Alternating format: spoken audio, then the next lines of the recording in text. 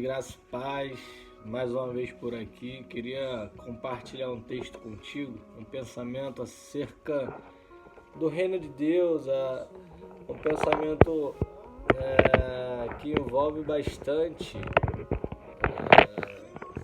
todo o processo do que Cristo veio fazer na Terra.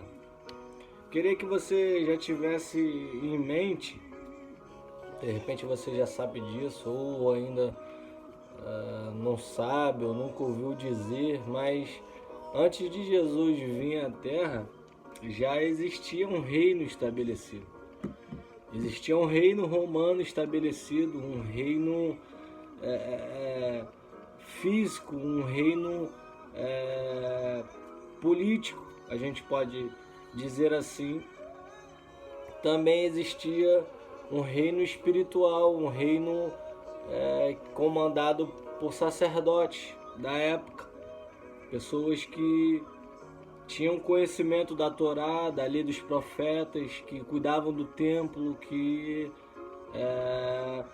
ajudavam o povo, entre aspas, a fazer os sacrifícios diários, acerca do conhecimento dos pecados. Era a galera que estava ali para orientar o povo da época. Embora não fosse orientações dadas por eles fielmente ali a palavra, porque eles não viviam aquilo. Daí entra esse choque que muita gente tem falado aí da religiosidade e religião, Jesus e religião. A galera tem tentado desconstruir a religião de Jesus, porque a figura de Jesus é uma figura da religião que vem dos nossos ancestrais aí, desses sacerdotes da época, é totalmente inverso. Você precisa entender que o reino estava estabelecido. Jesus veio para colocar esse reino de cabeça para baixo. Por que de cabeça para baixo? Porque a visão daqueles que se diziam homens de Deus, a visão daqueles que estavam ajudando o povo com a Torá, ensinando nas sinagogas, orientando a galera, estava totalmente distorcida. Então Jesus veio para colocar esse reino de cabeça para baixo, com uma nova visão, com uma visão que honra a Deus, uma visão que serve pessoas e influencia o mundo. E é justamente disso que eu quero falar contigo, e é o tema que vamos tratar nesse vídeo. Vamos pensar junto acerca do que é amar a Deus, do que é servir pessoas e do que é ser um influenciador de vida.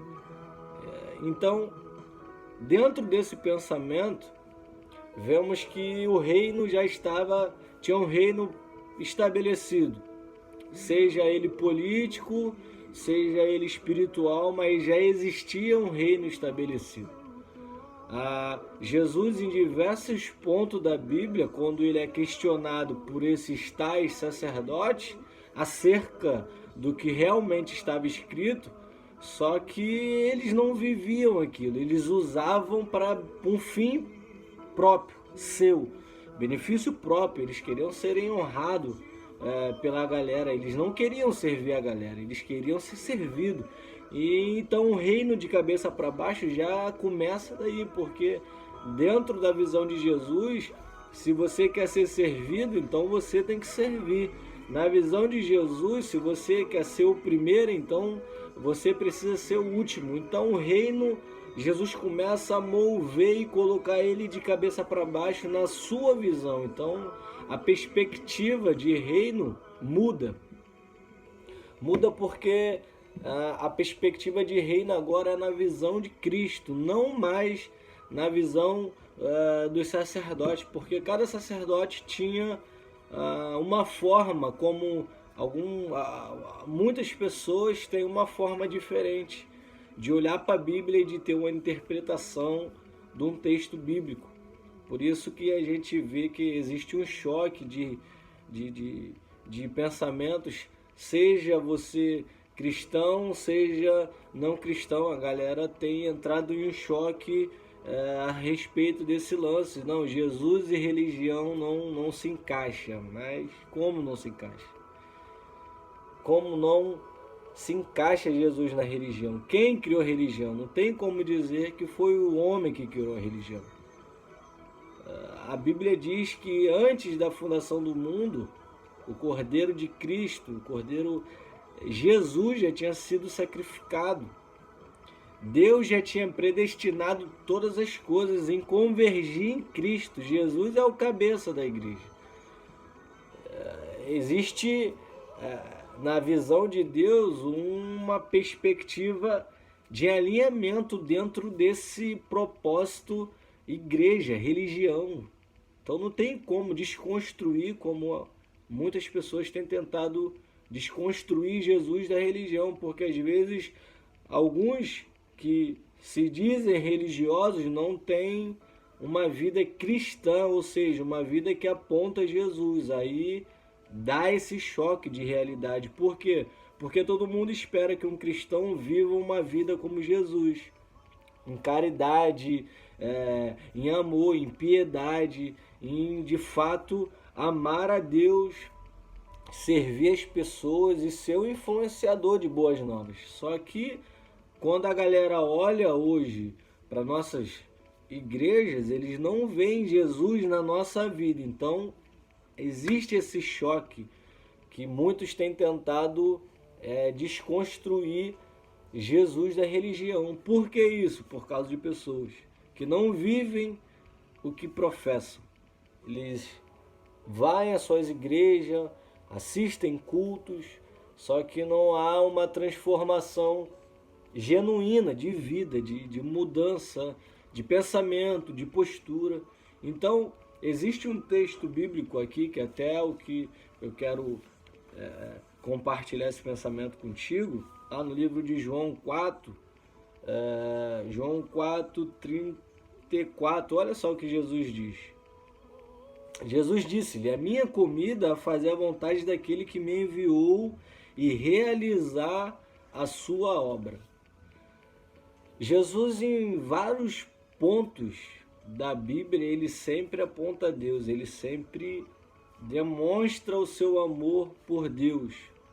E além dele demonstrar o seu amor por Deus, ele também demonstra o seu amor por pessoas, servindo elas, lavando os pés delas, comendo junto com elas na mesa, sentando com pecadores.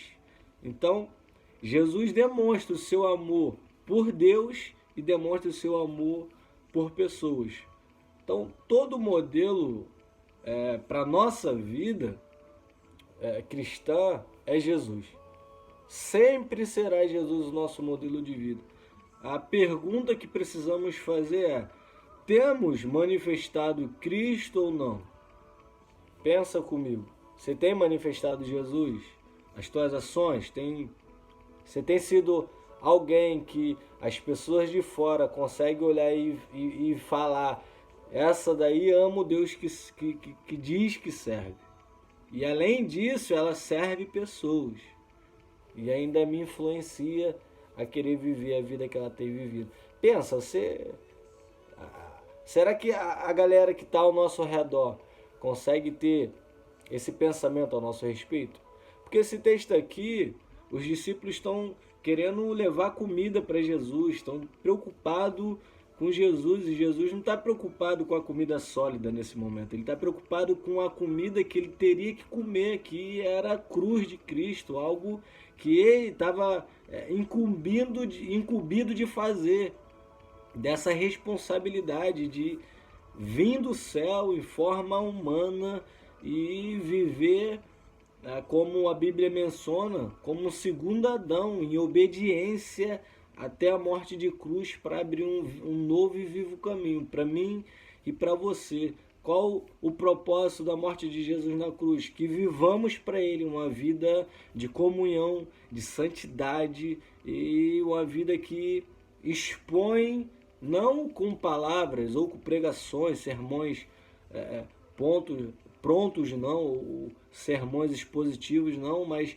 com vida mesmo, que exponha aqueles que estão ao nosso redor, sem que abramos a nossa boca para proferir alguma palavra, mas que eles possam entender que de fato nós amamos Deus e amamos pessoas, por isso nós servimos elas. E ainda além disso conseguimos ser influenciadores. Jesus é alguém que transmite todo o conceito cristão para a nossa vida. Por isso que eu disse que ele veio para colocar o reino de ponta cabeça na sua visão, porque a visão de Jesus é amar a Deus sobre todas as coisas, com toda a sua força, alma, pensamento, e amar o próximo como a ti mesmo. Essa é a visão cristã de Jesus para minha e para a tua vida. Então precisamos pensar um pouco acerca da nossa vida cristã, do que nós temos feito com a obra de Cristo. Como ele diz aqui mesmo, que ele veio, que a fome dele ia ser saciada em finalizar a obra que foi concedida sobre a vida dele. A fome dele não era física, a fome dele ia ser saciada espiritualmente, completando essa obra. Você e eu temos uma obra também. Fomos designados, fomos vocacionados a viver a obra de Cristo. Embora vivamos na terra uma vida que parece que nós nunca sairemos daqui, queremos viver uma vida politicamente correta e uma vida estável, tranquila, com finanças boas, com uma boa casa e viagem e regada de todas as coisas que são boas de fato.